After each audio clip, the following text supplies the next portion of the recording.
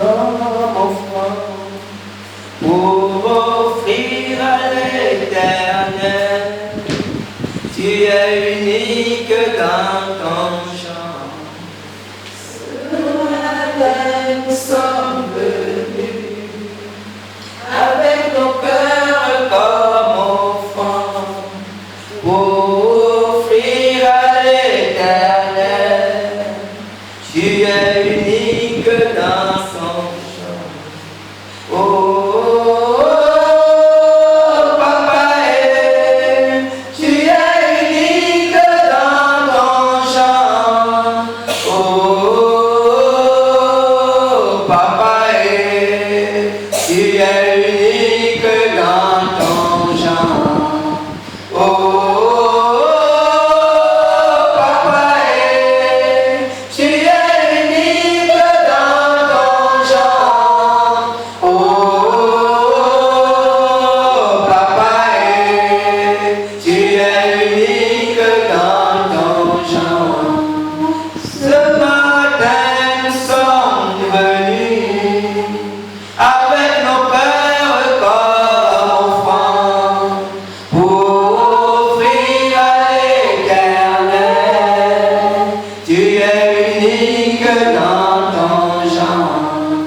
Ce matin, nous sommes venus avec nos cœurs comme offrande pour offrir à l'Éternel. Tu es unique dans ton genre. Oh, Papa, tu es unique dans ton genre. Oh, Papa, tu es unique dans ton genre. Oh, Dieu éternel,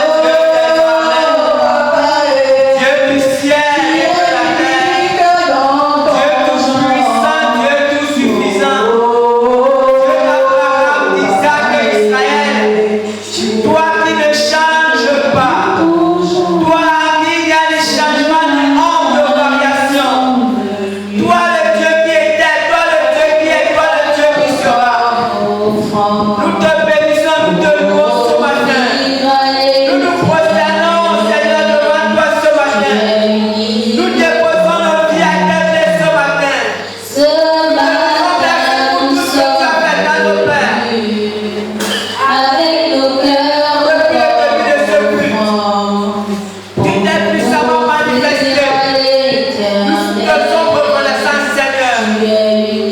Nous te présentons nos cœurs maintenant. Parle, Seigneur, manifeste-toi, Dieu éternel. Manifeste-toi dans nos pères. Agis, Dieu tout-puissant et suffisant. À toi la gloire et l'honneur. Au nom puissant de Jésus. Amen.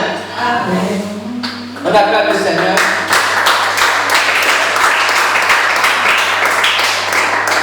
Ok, ce mois, c'est le mois de la vision, nous parlons de la vision. Et notre verset du mois, c'est Proverbe 29, verset 18, qui dit: quand il n'y a pas de vision, quand il n'y a pas de révélation, le peuple est sans frein. Et ce matin, nous allons parler de la vie de la vision. La vie de la vision. Et nous avons nos textes dans Exode 32, versets 7 à 14 et versets 30 à 32 que nous allons lire plus tard.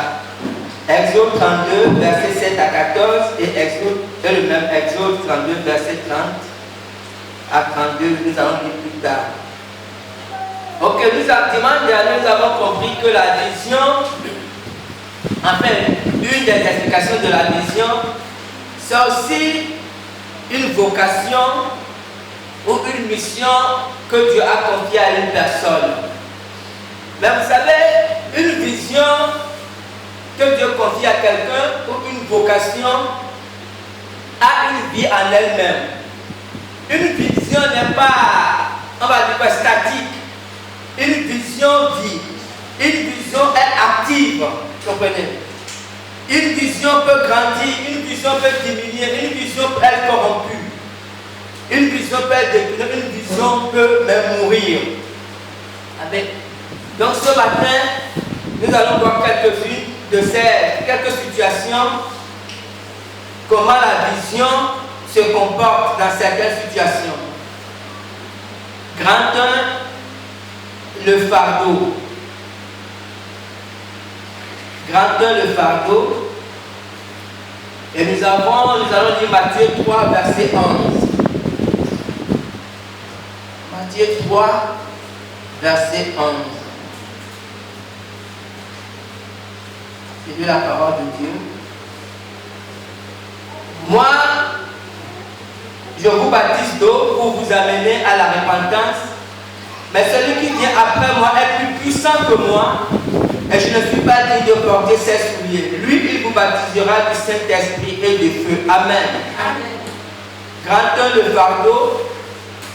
Selon le dictionnaire, le fardeau, bon, déjà dans le vrai sens, le fardeau désigne une chose pesante qu'il faut lever pour transporter. Donc, selon le Larousse, le fardeau, c'est d'abord quelque chose qui pèse, qu'il faut lever. Mais dans le sens figuré, le fardeau signifie aussi quelque chose de pénible, quelque chose qui est difficile à supporter. Tout ça, c'est le français dans le dictionnaire. Mais sur le plan spirituel, d'abord la vision est une solution de Dieu pour quelque chose, pour un problème, une situation. Venez. Quand Dieu donne une vision, la vision que Dieu donne, en fait, vient comme solution pour un problème ou pour une situation. Et Dieu donne une vision pour corriger, pour régler ce problème ou cette situation. Et le fardeau, sur le plan spirituel, en fait, c'est le sentiment de Dieu par rapport à cette vision. Vous comprenez?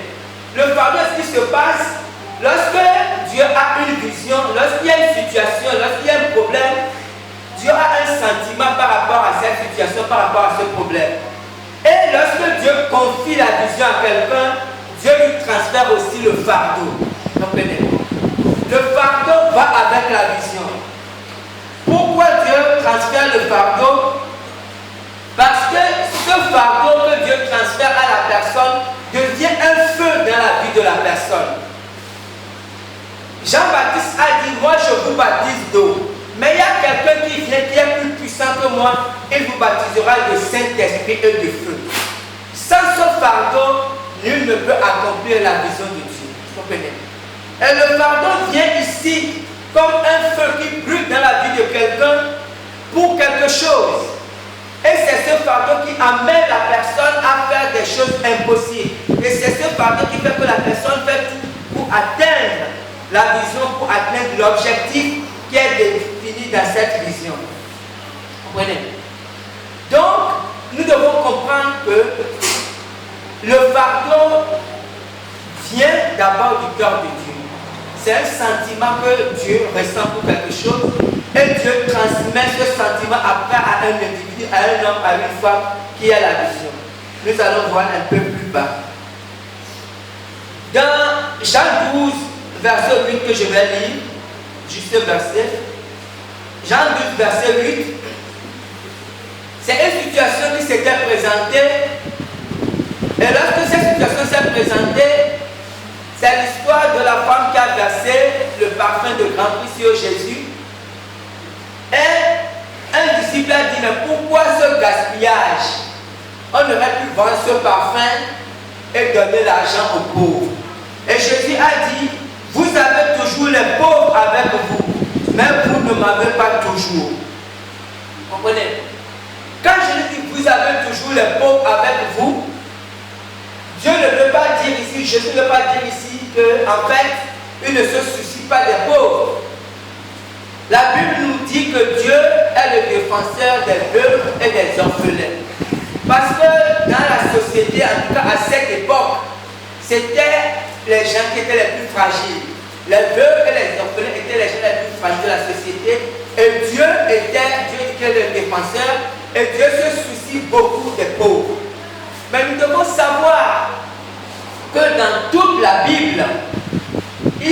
de vision, Dieu ne donne pas de vision pour l'amélioration de la condition des gens. Je le dis, il faut qu'on comprenne bien. Dieu donne, toutes les visions de Dieu ont une portée spirituelle. Toutes les visions de Dieu ont une destination spirituelle. Dieu, quand il a appelé Abraham, Dieu a fait beaucoup de promesses à Abraham. Et après, Dieu a dit à Abraham, tes enfants seront esclaves dans un pays pendant 400 ans. Comprenez? Et lorsqu'on lit la Bible, on se rend compte que les Juifs ont été esclaves en Égypte, en fait, pendant 430 ans. Pendant toute cette période, ils criaient à Dieu. Dieu voyait leurs cris. Dieu entendait leurs cris. Parce que ce que Dieu a dit à Moïse, il a dit, le cri de mon peuple est monté jusqu'à moi. Mais pendant toute cette période de souffrance, pendant plus de 400 années, Dieu ne s'occupait pas d'abord de ces problèmes. Parce qu'au-delà de ce qu'il souffrait ou de ce qu'il endurait, Dieu avait un objectif spirituel. Donc nous devons comprendre. Je le dis parce que vous savez, lorsque, en tant que chrétien, en tant qu'homme de Dieu, femme de Dieu, Dieu peut nous confier des choses. Dieu peut nous confier des orphelins. Dieu peut nous confier des bébés. Nous pouvons vouloir faire quand nous voyons, nous pouvons avoir pitié des gens. Et c'est très bien. Parce que c'est ce que Dieu veut. Dieu veut que nous puissions aider les gens. Mais plus que l'aide que nous pouvons apporter aux gens, Dieu veut surtout qu'on se soucie de leur âme. En d'autres termes, si nous passons toute notre vie à aider quelqu'un, et que pendant tout ce temps, ce n'est pas nous qui allons transformer son cœur, ce n'est pas nous qui allons le convertir, mais tout ce que nous faisons pour cette personne doit avoir un objectif principal. Il faut que son âme soit sauvée. Sinon, cela ne sert absolument à rien. Vous comprenez? C'est pour ça que je dois dire, qu'est-ce que cela profite d'un homme de gagner tout le monde et de perdre son âme? C'est très important, parce que lorsque Dieu nous confie une vision, nous devons examiner attentivement la vision. Parce que nous pouvons avoir des visions qui ne sont pas de Dieu. Nous pouvons avoir de très bonnes choses, de très belles choses, de très bonnes idées. Vous comprenez? Nous pouvons faire beaucoup de bonnes choses, alors que ce n'est pas la vision de Dieu. En réalité, toute vision qui n'a pas pour fondement, Matthieu 28, verset 19 à 20, Jésus a dit, allez partout le monde et prêchez la bonne nouvelle, faites des disciples. Ces versets, on l'appelle encore la grande commission. Toute vision de Dieu a deux choses. Ou que les âmes soient sauvées, ou que l'Église soit restaurée. Lorsqu'on utilise toute la Bible, lorsqu'on voit dans la Bible, dans l'Ancien Testament, tout le temps que les Juifs ont vécu, Dieu leur envoie beaucoup de prophètes. C'était pour que ce peuple soit restauré, que ce peuple retrouve le chemin de Dieu. Et lorsque le peuple n'écoutait pas Dieu, Dieu a été obligé de les envoyer pendant 70 années en esclavage à Babylone. Et ils ont souffert pendant 70 ans. Donc c'est très important de comprendre que toutes les visions de Dieu ont deux choses. Le salut des âmes ou la restauration de l'Église. Amen. Vous savez, la vision, quelquefois lorsque Dieu donne ou lorsque Dieu appelle quelqu'un, le fardeau peut précéder la vision. Voyez un peu le cas de Néhémie. Néhémie 1, verset 1 à 4. Néhémie 1, chapitre 1, verset 1 à 4, que nous allons lire rapidement. Je vais nous lire. Néhémie 1. Parole de Néhémie, fils de Hakalia. Au mois de Kislev, la 20e année, comme j'étais assise dans la capitale, Anani, l'un de mes frères, et quelques autres arrivèrent de Juda. Je les questionnais au sujet des Juifs réchappés qui étaient restés de la captivité et au sujet de Jérusalem. Ils me répondirent, ceux qui sont restés de la captivité sont dans la province au compte du malheur et de l'opprobre. Les murailles de Jérusalem sont en ruine et ses portes sont consumées par le feu. Verset 4. Lorsque j'entendis ces paroles, je m'assis, je pleurais et je fus plusieurs jours dans la désolation. Je jeûnais, je priais devant le Dieu des cieux. Et si vous lisez jusqu'à la fin, vous verrez que du verset 5 à 11, Néhémie est rentré dans une intercession. On verra ça plus tard. Néhémie, en fait, lorsqu'il a appris la nouvelle, lorsqu'il a été informé de ce qui se passe à Jérusalem, automatiquement, il a été saisi d'un fardeau. Comprenez? Néhémie était quelqu'un qui marchait à côté de Dieu. On va voir ça dans la suite. Il était proche de Dieu, il marchait dans la volonté de Dieu. Comprenez? En fait, ce qui s'est passé, si vous lisez un peu plus bas l'histoire de Daniel, Daniel avait compté les années. Et comme Daniel comptait les années, il s'est rendu compte que 70 années que Dieu avait définies pour la captivité étaient déjà passées. Et Daniel a fait un jeûne de 21 jours. Et quand Daniel a fait ce jeûne de 21 jours, il voulait que Dieu trouve la solution à ce problème. Mais Dieu n'a pas envoyé Daniel. Daniel était déjà un homme âgé. Comprenez? Et à partir de la prière de Daniel, Dieu avait besoin d'un homme, Dieu avait besoin d'une femme pour envoyer sur le terrain. Et Néhémie aussi était un juif, il était beaucoup plus jeune. Et Néhémie se souciait aussi de Jérusalem. En fait, la prière de Daniel avait créé quelque chose, une atmosphère. Vous comprenez? C'est d'abord une atmosphère, un vent qui souffle. Et ce vent fait que Néhémie se souciait de Jérusalem. Mais il n'avait pas encore la vision, il n'avait pas encore le fardeau. Et dès qu'il a été informé de ce qui se passe à Jérusalem, au même moment, il a été saisi d'un fardeau. En fait, c'est comme si les sentiments que Dieu avait par rapport à Jérusalem lui ont été transférés.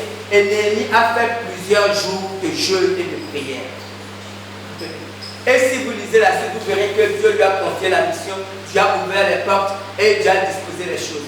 Donc, chez Néhémie, c'est le fardeau qui a précédé la vision. Quand il a eu le fardeau, il a prié et après Dieu lui a confié la mission, Dieu lui a donné la vision. Vous comprenez? Donc, vous savez, c'est très important. Pourquoi j'insiste sur le fardeau? Parce que nous parlons de la vie, de la vision. Une vision, comme j'ai dit, c'est une mission que Dieu confie à quelqu'un, à un homme ou à une femme. Mais une vision vit par le fardeau. En fait, c'est le fardeau qui donne la vie à la vision. C'est le fardeau qui est le baromètre de la vision. Plus le fardeau est fort, plus la vision est vivante. Si le fardeau est faible, alors la vision commence à s'affaiblir. C'est très important. Comprenez? Et si le fardeau disparaît, alors la vision est partie. Parce que, vous savez, personne, si vous lisez Néhémie, vous verrez qu'il a jeûné pratiquement, il a gardé ça pendant pratiquement 4 mois. Et pour tenir, pour prier, pour jeûner comme ça, il faut un fardeau. Et le fardeau est une grande souffrance qu'on a. Et c'est très important. Si personne ne peut faire l'œuvre de Dieu sans un fardeau. Personne ne peut se lever pour jeûner un mois pour quelqu'un d'autre. Aucun amour ne peut faire ça. C'est le fardeau qui fait ça. Et c'est pour ça que lorsque quelqu'un reçoit une vision, il doit veiller sur le fardeau. Parce que si le fardeau meurt, alors la vision meurt aussi. Amen. Comprenez? Donc c'est très important de comprendre que le fardeau, c'est le fardeau qui définit la vie de la vision. Et nous devons travailler pour que le fardeau reste. Amen. Grand 2, cultiver une vision.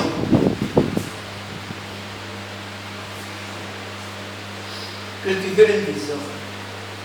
Souvent, effectivement, vous savez, la plupart du temps, on pense que lorsque quelque chose vient de Dieu, la chose ne peut que marcher.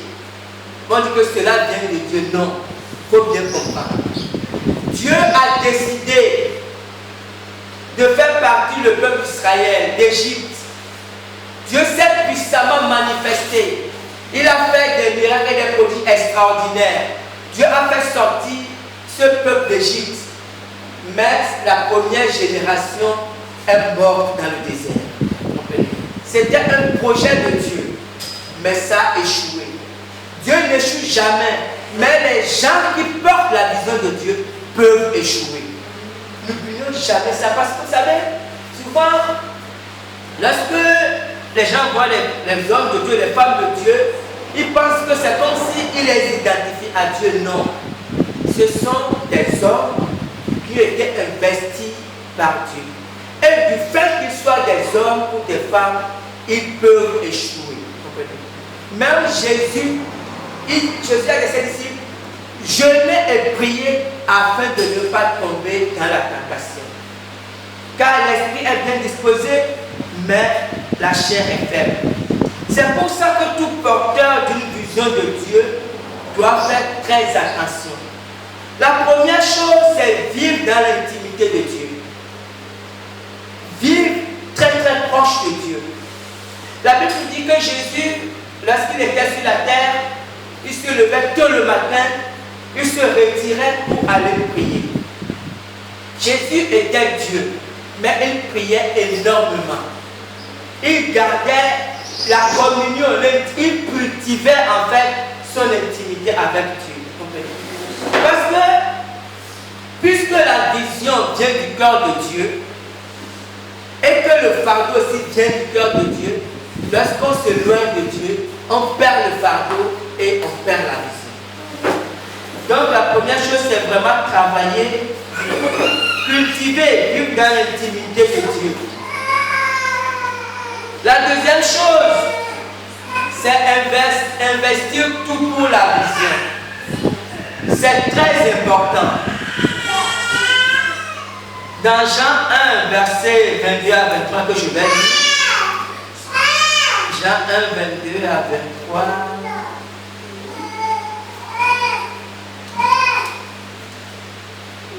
Jean 1, 22 à 23, Jean-Baptiste, il lui dit alors, qui es-tu? Afin que nous donnions une réponse à ceux qui nous ont envoyés. Que dis-tu de toi-même? Moi, dit-il, je suis la voix de celui qui crie dans le désert, aplanissez le chemin du Seigneur, comme a dit Ésaïe le prophète. Jean-Baptiste avait investi son tout dans la vision. En fait, la manière de vivre de Jean-Baptiste, il vivait comme s'il n'avait pas autre chose, vous comprenez? Comme s'il n'avait pas une autre vie. En fait, toute sa vie était confondue à sa vision. Je ne dis pas que nous devons vivre comme Jean-Baptiste, loin de là. Mais pour qu'une vision réussisse, nous devons investir notre tout dans la vision.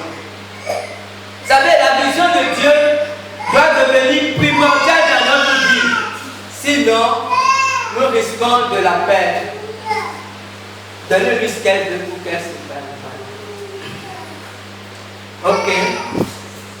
Et la troisième chose qui est très importante, lorsqu'on a une vision de Dieu, c'est qu'on doit renoncer à soi-même. Vous savez, Jésus l'a dit à plusieurs reprises, celui qui ne renonce pas à lui-même ne peut pas être mon disciple. Et souvent, nous considérons que cela est difficile. Ce n'est pas faux. Il est difficile de renoncer à soi-même.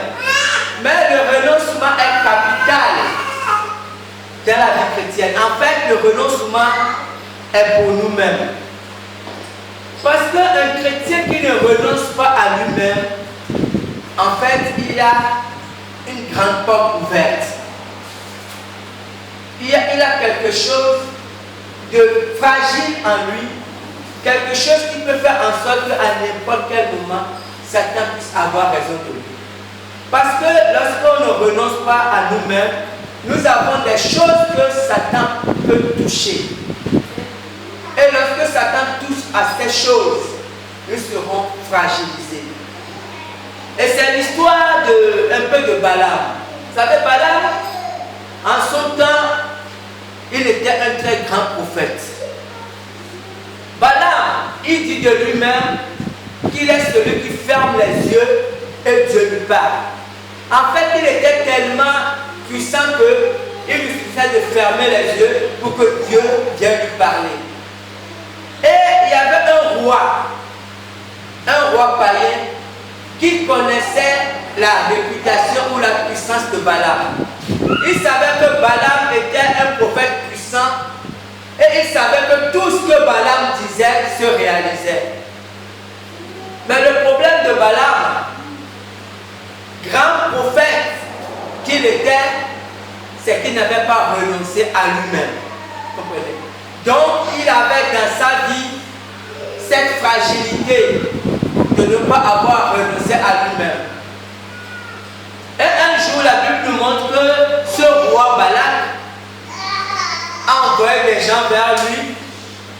Et les gens que le roi a envoyés vers lui lui ont proposé des choses, des présents. Vous comprenez? Au début, Balak a un peu résisté. Mais à la longue, Balak a accepté de partir parce que le roi lui promettait beaucoup de choses, beaucoup de grands biens.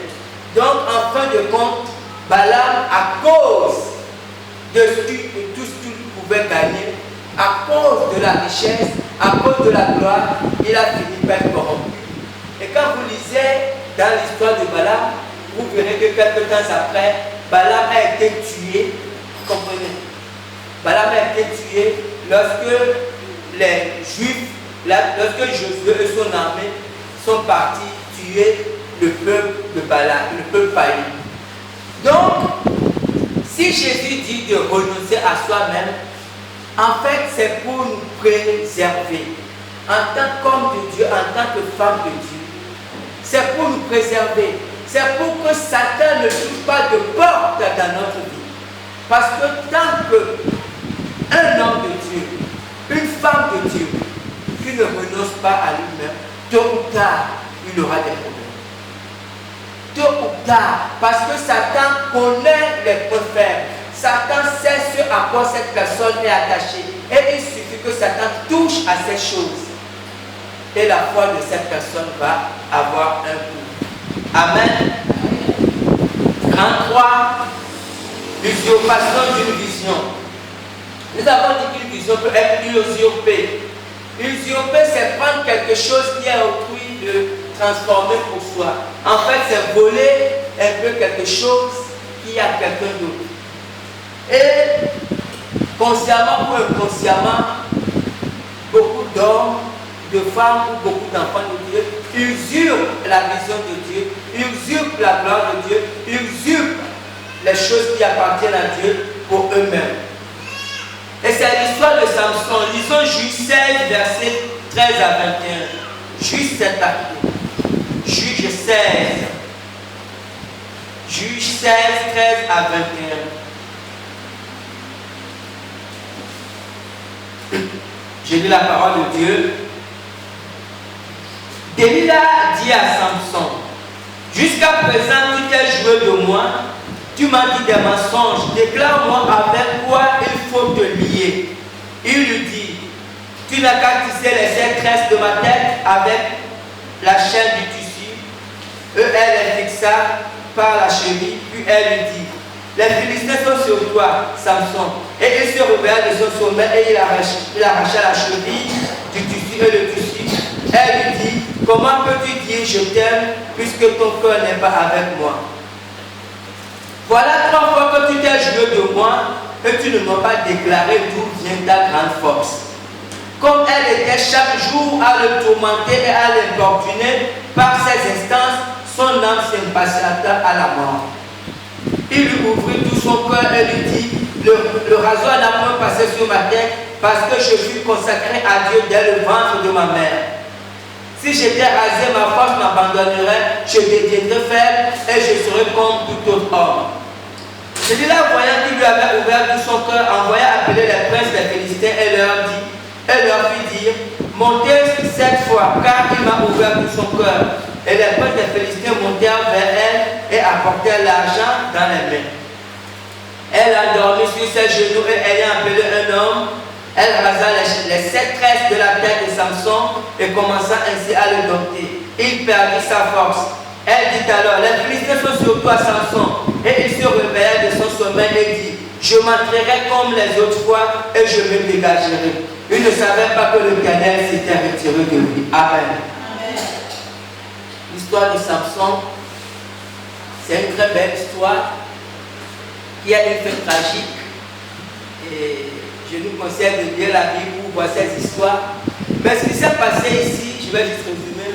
Samson, vous savez, à une époque, le peuple de Dieu, quand vous lisez son histoire, a été souvent confronté à des ennemis. À cette époque, c'était des ennemis physiques, c'était des rois qui entouraient Israël et qui combattaient. Il y avait la Syrie, il y avait les Philistins, tous ces pays-là, ils combattaient. Il y avait l'Égypte qui combattait Israël. Et en ce moment, Israël était dominé par les Philistins. Et Dieu avait besoin d'un libérateur pour Israël. Et Dieu a pris Samson depuis le ventre de sa mère. Lorsque sa mère est tombée enceinte, Dieu a dit à ses parents que le radeau ne doit jamais passer sur sa tête parce qu'il est consacré depuis le ventre de sa mère. Et il devait être juge, il devait être le libérateur du peuple. Donc Samson est né avec cette vision, avec la vision de Dieu. Mais lorsqu'on lit la vie de Samson, on verra que Samson utilisait plutôt la force que Dieu lui a donnée à ses propres fins. Il utilisait la force que Dieu lui a donnée pour faire ce qu'il voulait. Ses parents, à beau lui parler, ils ne voulaient pas écouter, ils ne voulaient pas faire la volonté de Dieu. Il faisait, avec la notion qu'il avait, il faisait beaucoup de choses qui n'avaient rien à voir avec son appel. Jusqu'à ce qu'on tombe sur cette histoire, à un moment donné, Dieu l'avait abandonné et il a été capturé. On lui a percé les yeux, il a été enchaîné. Vous savez, on peut usurper la vision de Dieu, on peut usurper l'onction de Dieu à ses propres fins. Lorsqu'on utilise l'onction de Dieu ou lorsqu'on fait des choses contre l'onction de Dieu pour ses propres intérêts, alors on est en train d'usurper la vision de Dieu. Et c'est très très dangereux. C'est très dangereux parce qu'à un moment donné, Dieu peut se retirer de nous. Et nous allons terminer avec le 4e point, la mort d'une vision. Je disais qu'une vision peut mourir. Lorsque le fardeau meurt, alors la vision est pratiquement partie. Dans ce que nous venons de lire dans Juge 16, verset 20, la Bible dit de Samson qu'il ne savait pas que Dieu s'était retiré de lui.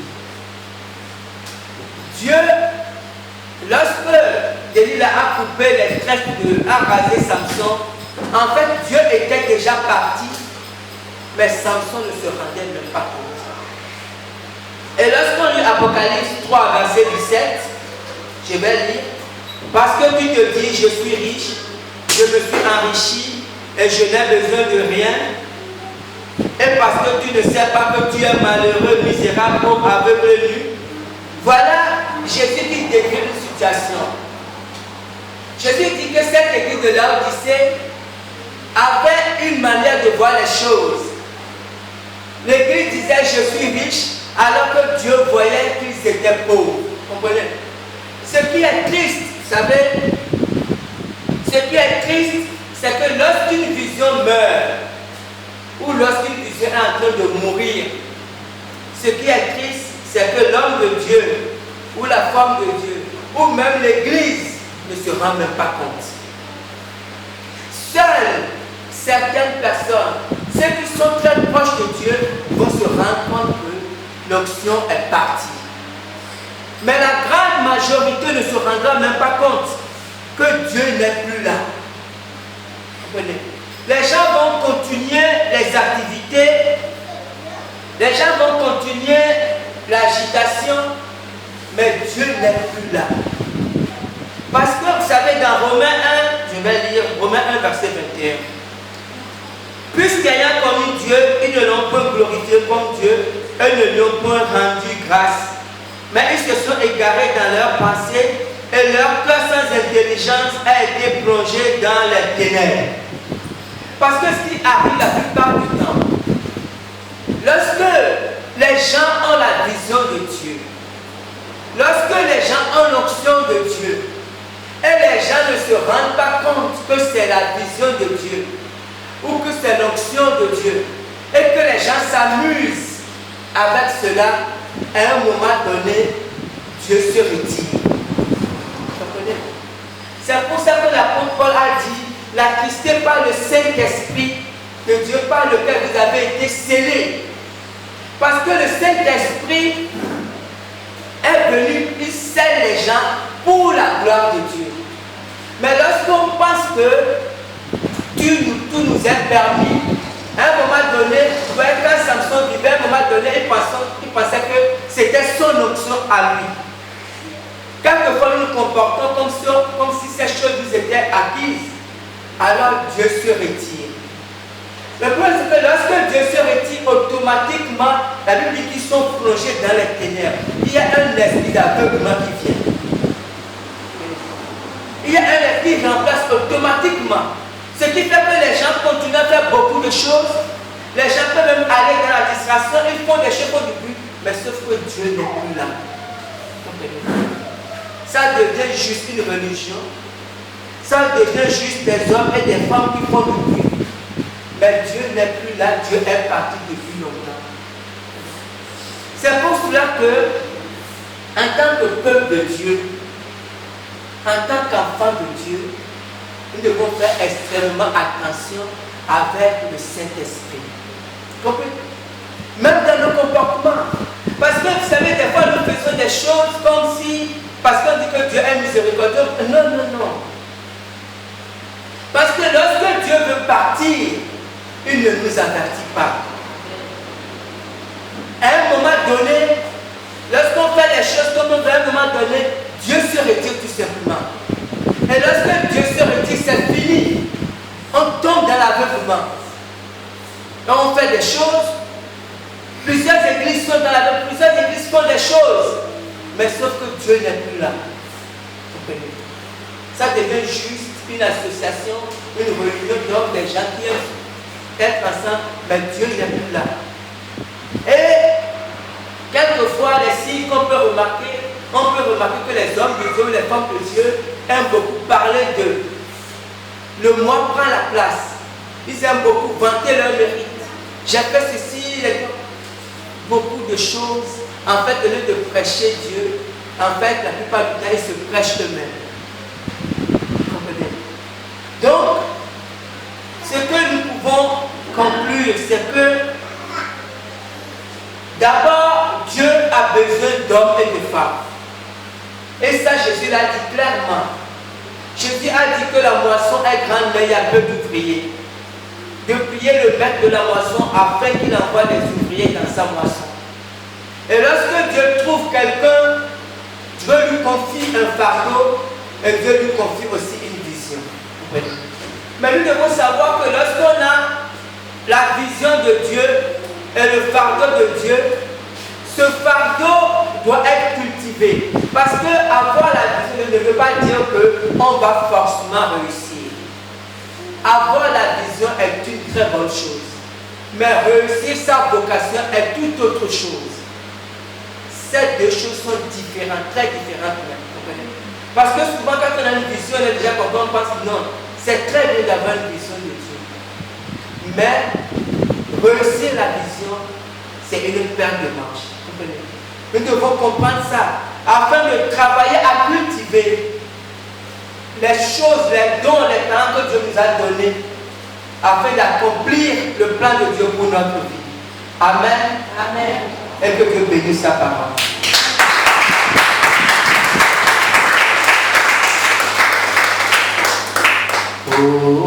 Oh, papa, tu es unique dans ton genre. Oh, papa, tu es